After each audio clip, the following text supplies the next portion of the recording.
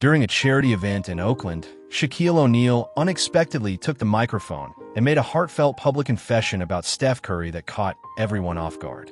His words shocked Curry so deeply that the Warriors star became visibly emotional in front of hundreds of attendees.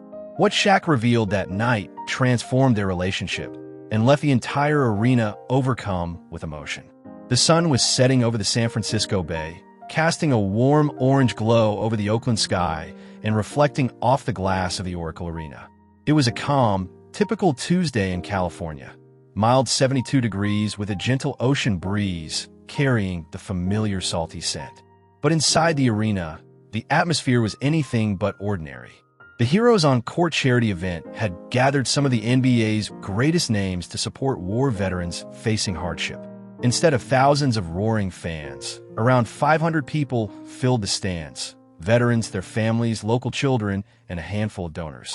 Backstage, the staff was making final adjustments to the lighting and sound, while the unmistakable smell of a basketball arena, a mix of polished wood, old sweat, and cleaning products, lingered in the air. Shaq, towering at 7 feet 1 inch and dressed sharply in a tailored navy suit, stood quietly near the locker room entrance, sipping coffee from a tiny cup in his massive hands. Despite his usual calm demeanor, there was an unusual tension in his gaze that night. Meanwhile, Steph Curry was animatedly chatting with a group of kids from a community center. Wearing a simple white polo and dark jeans, Curry's energy was youthful and genuine. When a boy asked if he really could shoot from anywhere on the court, Curry crouched down and smiled, admitting that what people saw was only a fraction of the countless hours he put into practice. A shy girl in a faded Warriors t-shirt asked if it was true that Curry put Oakland on the map. Curry's eyes softened as he answered, "Oakland was already on the map before me. This city has a spirit and strength all its own. I was just lucky to be part of its story." From a distance, Shaq watched the interaction quietly, intrigued by Curry's effortless authenticity. During his Lakers days, Shaq had also done charity work, but always felt it was part of a role he played. Curry's sincerity made Shaq reflect on his own experiences and unspoken feelings. A seasoned reporter approached Shaq, asking if he had ever talked personally with Curry. Shaq admitted they had crossed paths but kept their interactions brief. Though Shaq had often criticized the modern style of play centered around three-point shooting, a style Curry exemplified, there was more he wanted to say. Back on the court, Curry's assistant reminded him of the event's start time. As Curry headed to the locker room, their eyes briefly met across the corridor, sharing a silent exchange charged with years of unspoken tension.